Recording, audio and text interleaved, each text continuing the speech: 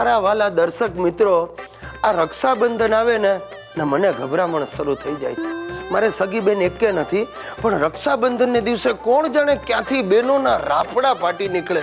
અરે વર્ષ દરમિયાન જે બહેનો પ્રત્યે આપણે મનોમન આકર્ષાયા હોઈએ એ જ બહેનો હાથમાં રાખડી લઈને સામે ઊભી હોય ને ત્યારે સીતા માતા જેવી ફિલિંગ થાય. એટલે કે આમ ધરતી માર્ગ આપે તો સમાઈ જવાનું મન થાય. અમુક બહેનો તો આગામી મહિનાનો ખર્ચો કાઢવા માટે મારા જેવા મૃદુ હૃદયના ભાઈઓને બોકડા જ બનાવતી હોય છે. સાચી લાગણીથી રાખડી બાંધનારી એકાદ બહેન જ હશે.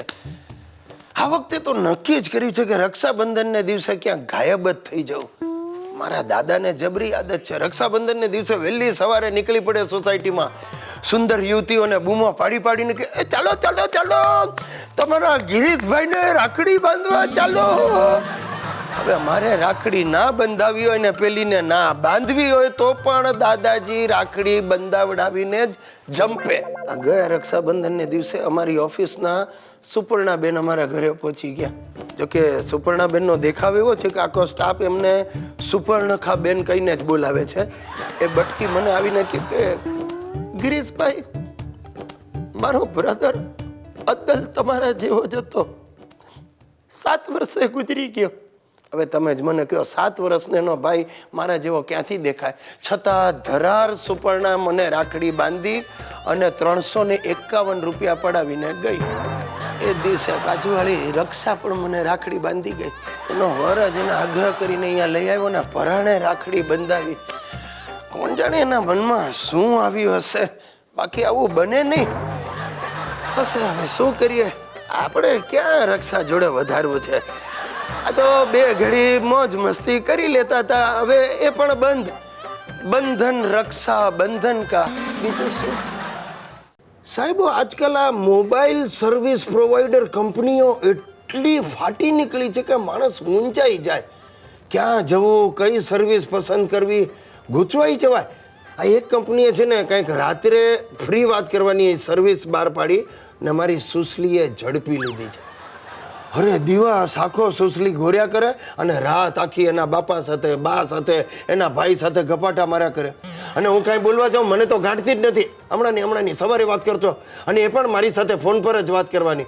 બોલો, અરે ભાઈ થાકી જવાય આ ફોન. હાલો પાછા ફોન કોણ? આ જુઓ બાપુજી પણ હવે ફોન પર જ વાત કરે. હા બાપુજી, શું છે, ક્યાં છો તમે? બસ જો તારી બાજુમાં જ છું. અરે બાપુજી બાજુમાં ફોન પર વાત કર. અરે પણ જો હવે આપણે છે ને મોઢા હામે મળીએ ને તો વાત કરવાની નહીં, બધી વાતો છે ને આ મોબાઈલ થી જ કરવાની. અરે પણ બાપુજી આમ ઘરમાં ને ઘરમાં એક સોફામાં બેસીને મોબાઈલ પર વાતો કરીએ, લાંબા લચક બિલ આવે ને હું લાંબો થઈ જઈશ. અરે નહીં આવે ગિરિયા, સાંભળી લે, મેં નંબર એ જ રાખ્યો છે. ઓલી સર્વિસ પ્રોવાઈડર છે ને એને 20 રૂપિયા આપી અને કંપની જ બદલી નાખી છે.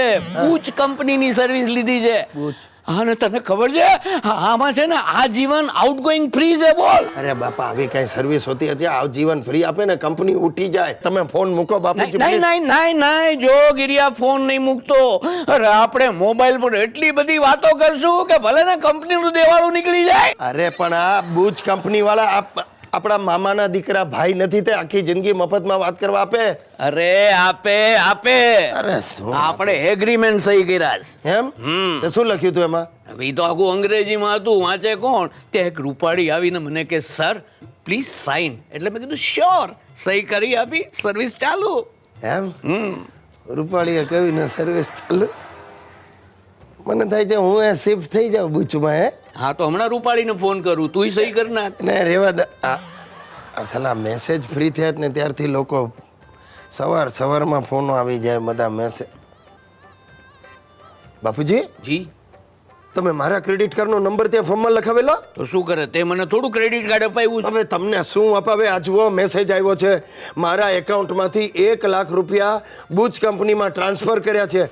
તમારી આજીવન સેવા માટે લાઈફ ટાઈમ ડિપોઝિટ આ બુચ કંપનીએ મારી દીધી. બુચ મારી.